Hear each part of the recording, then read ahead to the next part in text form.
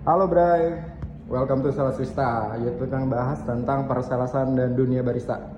Hari ini gue lagi di tempat customer, salah satu customer gue di Bekasi. Seperti yang mungkin teman-teman udah tahu, sekarang gue udah nggak jual cuman Bezera ya dan Mezer, tapi juga ada La Marzocco.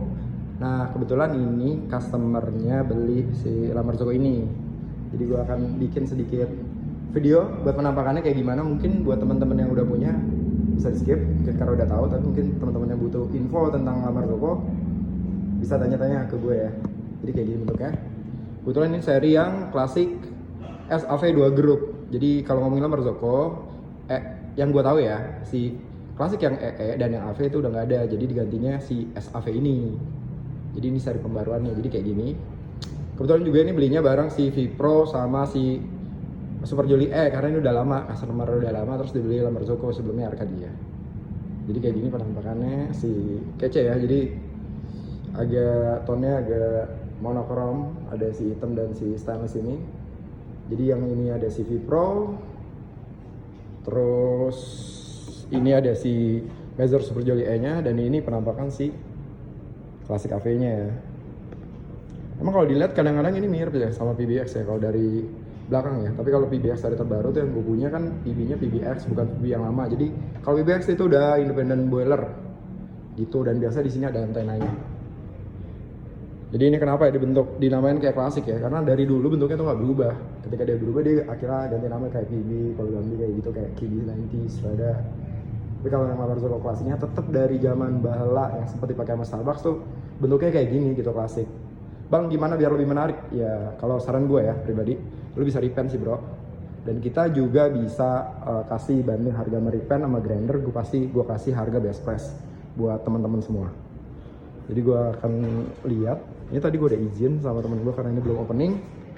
Jadi gue udah izin buat lihat penampakan mesinnya ketika ditaruh di bar kayak gini. Vipro line up-nya 2 grinder. Ini kebetulan temen gue juga roaster, jadi dia pakai full Arabica dari Bali. Penampakan bagian depannya kayak gini, nggak terlalu beda banyak karena yang EL biasa 1 tombol, ini dia 3 tombol, jadi single double espresso sama continuous. Jadi penampakannya gini bray. Kebetulan gue juga lagi ada mau repaint warna putih, nanti coba gue videoin. Tapi kalau teman-teman punya saran warna sendiri boleh banget diomongin, nanti kita ngomong harga best price kayak gimana. Karena ketika kita ngomongin repaint, kita standarnya juga standar mobil ya bro, jadi pasti bagus banget, bukan yang kaleng-kaleng. Itu tetap garansi segala macam, kita nggak hilang. Jadi kayak gini.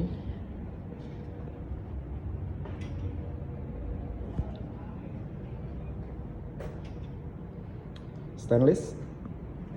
Steamannya udah pasti kenceng banget ya. Menyala. Menyala. Dan seri-seri terbarunya La Marzocco dia udah ada di La Marzocco apps ya, jadi bisa kontrol itu nanti di situ juga. Beda sama yang seri-seri sebelumnya yang belum ada kontrol di aplikasinya La Marzocco.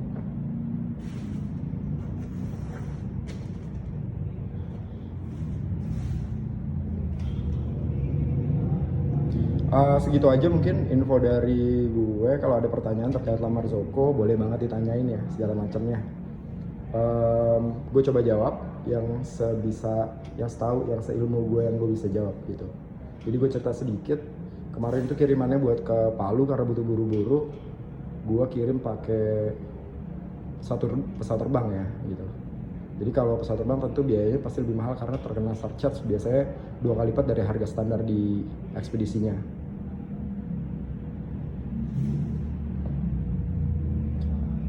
Cukup sekian dulu bro, karena gue numpang di tempat orang. Nanti buat tes produk, mungkin kalau di showroom kita akan tes produk lebih dalam, ataupun cara install dan settingannya kayak gimana sih kalau ngomongin si klasik S ini.